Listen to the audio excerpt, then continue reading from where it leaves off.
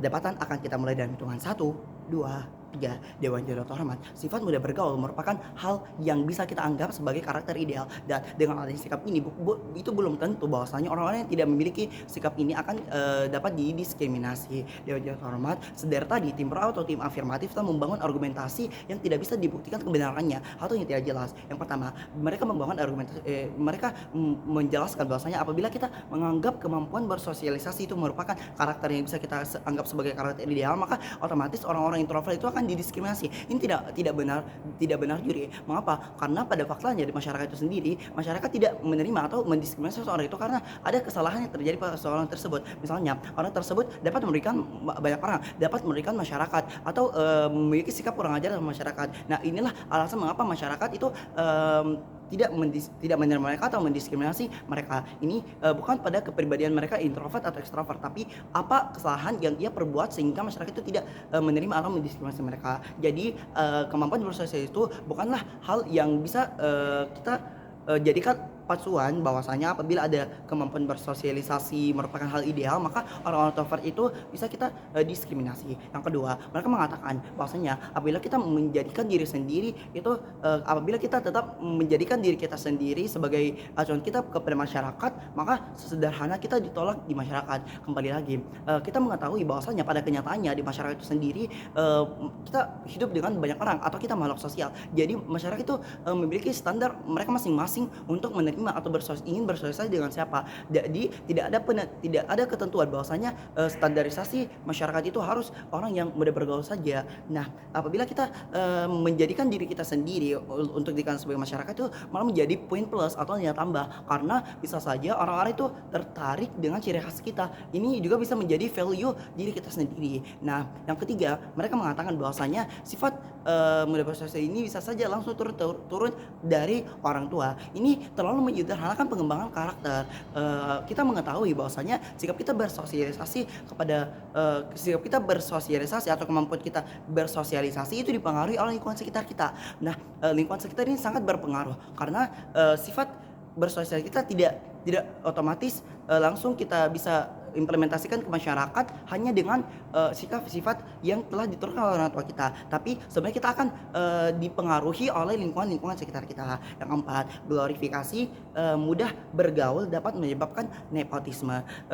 Dewan juri tim pro atau tim afirmatif telah menyebutkan tadinya bahwa glorifikasi mudah bergaul ini dapat menyebabkan nepotisme. Hal tersebut tidak benar juri, karena nepotisme bisa saja terjadi karena adanya penyalahgunaan kekuasaan atau korupsi dan lain sebagainya. Jadi glorifikasi mudah bergaul itu tidak menentukan nepotisme itu terjadi dalam juri. Oleh karena itu kami dari tim kontra membangun beberapa argumen. Yang pertama, sifat mudah bergaul ini justru dapat membantu kita dalam menyelesaikan beberapa masalah atau dalam menyelesaikan hal. Contohnya saya merupakan wisatawan dari Kabupaten Jeneponto dan saya ingin berlibur atau saya ingin menghilangkan diri saya ke Kabupaten Toraja Utara. Nah, saya pergi ke sana sendirian. Namun sampainya saya di sana, saya tidak mengetahui atau saya tidak mengerti bagaimana alur transportasinya untuk menuju ke wisata-wisata yang ada di sana. Nah, saya memiliki teman di Toraja Utara. Nah, saya bisa meminta bantuan dengan teman saya, jadi masalah saya bisa terselesaikan. Ini menunjukkan bahwasanya sifat mudah bergaul ini justru dapat membantu kita dalam menyelesaikan beberapa masalah. Nah, sifat mudah bergaul ini dapat menumbuhkan relasi kita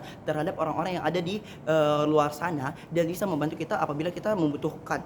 Nah, yang kedua, glorifikasi mengenai sifat mudah bergaul tidak menyebabkan diskriminasi. Sebagaimana saya sudah jelaskan tadi bahwasanya diskriminasi itu terjadi apabila orang-orang yang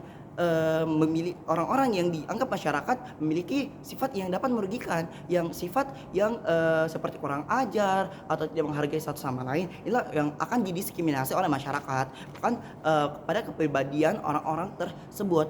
Jadi sifat introvert dan extrovert ini tidak menentukan masyarakat.